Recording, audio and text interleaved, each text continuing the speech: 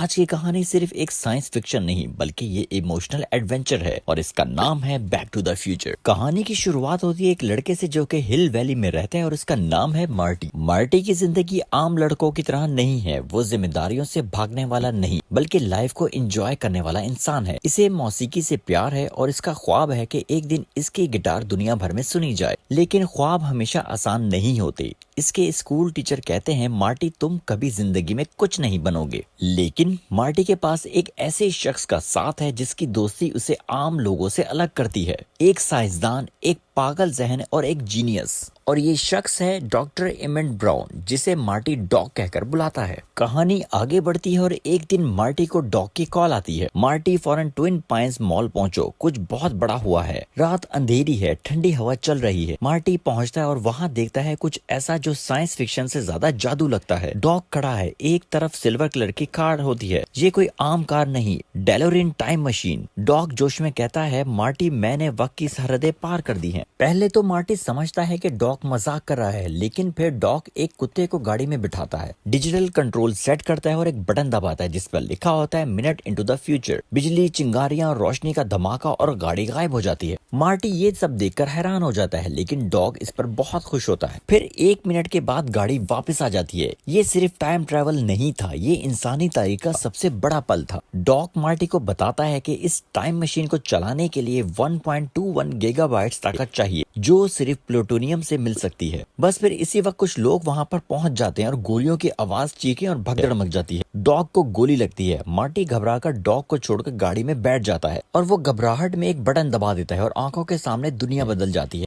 इसके इर्द गिर्द मौजूद मॉल गायब हो जाता है, सड़कें बदल जाती हैं और वक्त भी बदल जाता है। जी हाँ गाइस, मार्टी 1955 में पहुंच चुका होता है। हिल वैली बिल्कुल मुख्तलिफ, कारें पुरानी, कपड़े अजीब और टेक्नोलॉजी ना होने के बराबर। मार्टी की सबसे बड़ी परेशानी वो वापस कैसे जाएगा। अब वो डॉग को ढूंढने लगता है। जब डॉग मार्टी को देखता है वो डर जाता है और उसे पागल समझता है। लेकिन जब मार्टी उसे टाइम मशीन का राज बताता है, डॉग के चेहरे पर हैरत और भरम इकट्ठा हो जाता है। डॉग कहता है मगर मसला ये है कि 1955 में प्लूटोनियम नहीं मिलेगा। वापसी अब मुहिज ख्वाहिश थी, हल अभी तक नहीं था। सीन तब्दील होता है। मार्टी अपने आने वाली माँ लॉरीन से टकराता है और यहाँ मसला शुरू हो जाता है। लॉरीन मार्टी पर फिदा हो जाती है। इसका दिल मार्टी के लिए धड़कने लगता है, जबकि असल तारीख में इसे मार्टी के वालिद जॉर्ज से मोहब्बत होनी थी। अगर मार्टी ने तारीख वापस ट्रैक पर ना लाई वो मुस्तकबिल में पैदा ही नहीं होगा। फिर डॉग मार्टी को बताता है तुमने टाइमलाइन डिस्टर्ब कर दी है, तुम्हें अपने वालिदैन की मोहब्बत दोबारा पॉसिबल बनाना होगी वरना तुम एग्जिस्ट ही नहीं करोगे। अब मार्टी का मकसद बदल चुका था।